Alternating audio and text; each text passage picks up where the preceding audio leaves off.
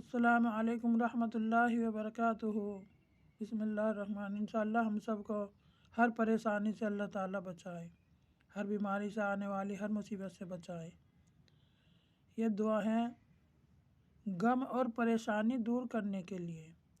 اگر کوئی شخص غم اور پریشانی میں مبتلا ہو یا اس کی مالی حالت بگڑی جا رہی ہے تو وہ اس دعا کو کثرت سے پڑھتا رہے۔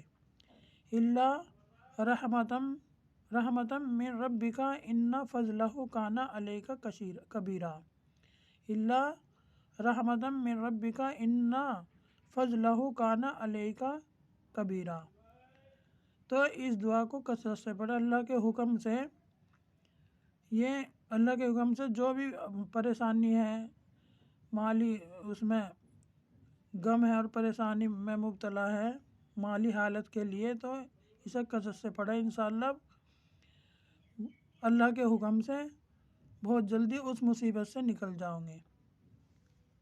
آمین۔